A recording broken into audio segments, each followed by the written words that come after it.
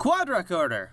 It works different than you think. So, this is a card I already talked about in one of my leaks. Let's go through it really quickly before we get to the main point. It's an upgrade from the new house, Star Alliance, and it says your opponent's keys cost +1 amber for each house represented among friendly creatures to a maximum of 3. I basically brought up Jammer Pack, saying that they're pretty similar, and there are still similarities, but there's one really huge key difference here. The difference being, and when you look at basically most cards we have which are upgrades, they say this creature gains. And that's, for example, how when you put an upgrade on a creature, that creature gains some extra abilities, right? Makes sense. Quadracorder, however, does not have this. And what this exactly changes, interestingly, is that most likely, because of this, if you put Quadracorder on your opponent's creature, your opponent's keys are still going to cost more even though the card is on your opponent's creature now.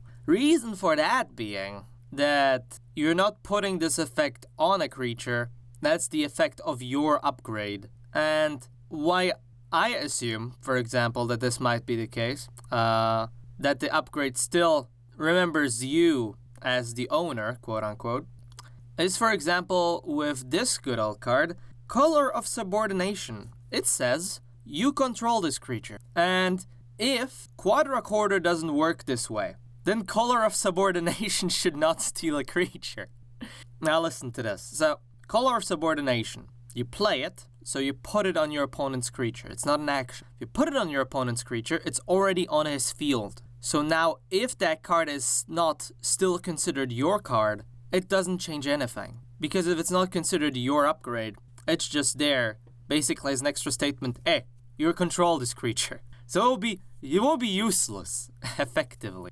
But because of that, I am actually on the part of the argument which says that, yeah, Quadracorder can make your opponent's keys cost more even if you put it on your opponent's creature, which I do not assume is what they intended at all. But it would make sense looking at cards like Color of Subordination, because I'm pretty sure all of us can agree if you put it on your opponent's creature, you take control of it.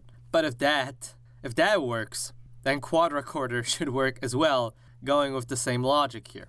At least that's how I see it. So yeah, that's a really interesting thing someone brought up on Reddit. And one thing I love the most, this is like, besides the point, is this comment here.